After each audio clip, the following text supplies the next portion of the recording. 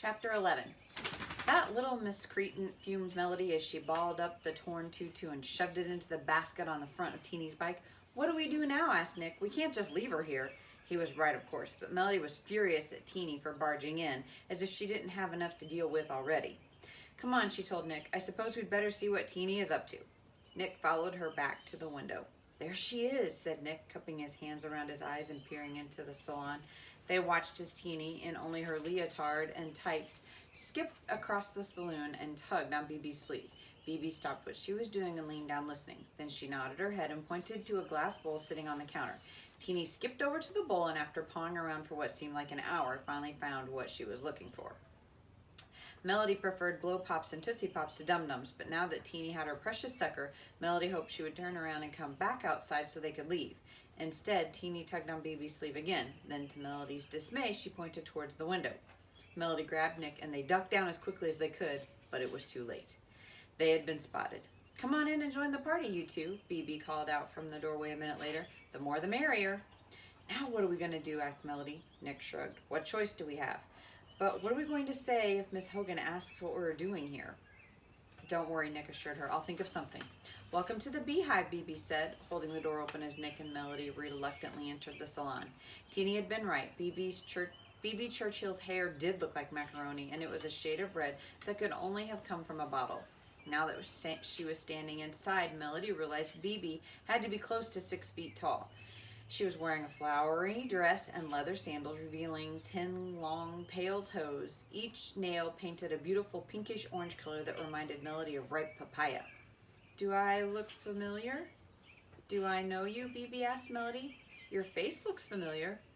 Her name's Melody and she doesn't have a mama, said Teeny, who was elbow deep in the candy bowl again. BB put her hand to her mouth and Melody wasn't sure, but she thought she saw tears in her eyes. You're Melody? She asked. Do you know me? Melody thought to herself. Am I supposed to know you? Melody Bishop? Miss Hogan cried, jumping up out of her chair. And is that Nick Wu with you? What on earth are you two doing here? Hello, Miss Hogan, Melody muttered. What are you doing here? Miss Hogan asked again. Melody turned to Nick since he had promised that he would handle this question if it came up, but Nick was busy gawking at the flowers on the ceiling and wasn't paying attention. I know why they're here, Teeny piped up. They want to know about Henry and the love bug. Henry and the who? Asked BB confused. Ignore her, Melody said quickly. She doesn't know what she's talking about. Do so, Teeny insisted. Then she stuck her tongue out at Melody and ran over to one of the black and yellow striped styling chairs. Throwing herself into it head first, she began pushing off the floor with her feet to make it spin. Look at me, she squealed. I'm waiting, Miss Hogan said, looking at Melody expectantly. Melody jabbed Nick in the ribs with her elbow to get his attention. Miss Hogan wants to know why we're here, she said. I thought maybe you'd like to tell her. Oh, said Nick, clearly caught off guard. So you want to know why we're here? I believe I've made that abundantly clear, said Miss Hogan. In the pressure of the moment, Nick panicked and blurted out the only thing he could think of. We came to get our fingernails painted. Yippee, shouted Teeny, leaping out of the chair. I want to pick my color. Dizzy from spinning, Teeny careened across the room toward the cabinet containing the bottles of BB's homemade nail polish.